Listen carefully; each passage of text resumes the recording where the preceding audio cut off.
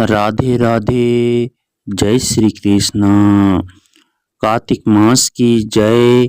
कार्तिक मास महात्म्य कथा अध्याय 3 में आप सभी का स्वागत है। आप सभी का हार्दिक अभिनंदन है।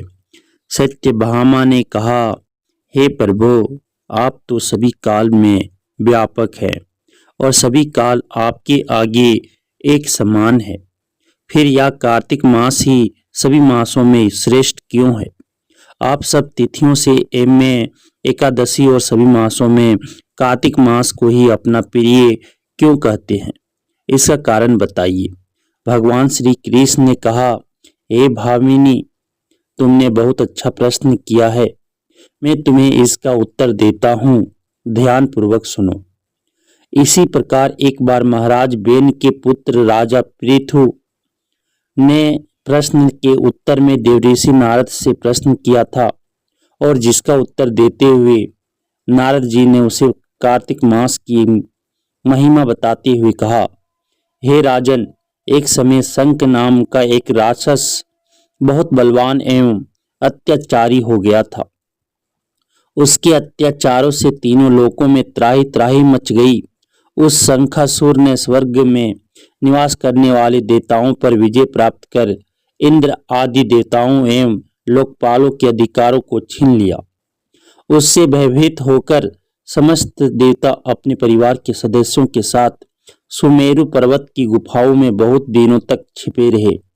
तत्पश्चात वे निश्चित होकर सुमेरु पर्वत की गुफाओं में ही रहने लगे। उधर जब शंखासुर को इस बात का पता चला कि देवता आनंद पूर्वक सुमेरु पर्वत की गुफाओं में निवास कर रहे हैं, तो उसने सोचा कि ऐसी कोई दिव्य शक्ति अवश्य है जिसके प्रभाव से अधिकारहीन या देवता अभी भी बलवान है। सोचते सोचते वह इस निर्णय पर पहुंचा कि वेद मंत्रों के बल के कारण ही देवता बलवान हो रहे हैं। यदि इनसे वेद छीन लिया जाए तो वे बलहीन हो जाएंगे। ऐसा विचार कर शंखासुर ब्रह्मा जी के सत्यलोक से शीघ्र ही वेदों को हर लाया। उसके द्वारा ले जाते हुए भय से उसके चंगुल से निकल भागे और जल में समा गए। शंखासुर ने वेद मंत्रों तथा बीज मंत्रों को ढूंढते हुए सागर में प्रवेश किया, परंतु ना तो उसको वेद मंत्र मिले और ना ही बीज मंत्र।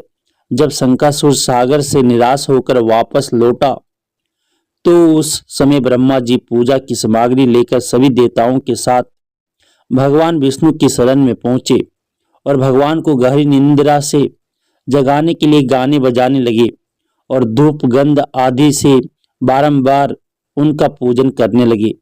धूप दीप नैवेद्य आदि अर्पित किए जाने पर भगवान की निंद्रा टूटी और वह देवताओं सहित ब्रह्मा जी को अपना पूजन करते हुए देखकर बहुत खुश हुए तथा कहने लगे, मैं आप लोगों के इस कीर्तन एवं मंगलाचरण से बहुत खुश हूँ।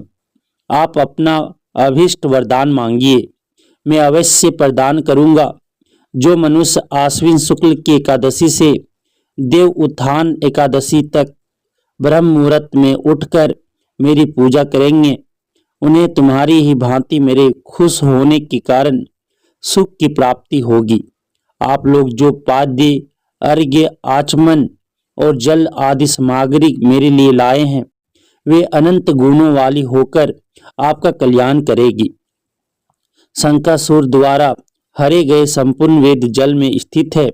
मैं सागर पुत्र शंखासुर का वध करके उन वेदों को अभिलाई देता हूँ।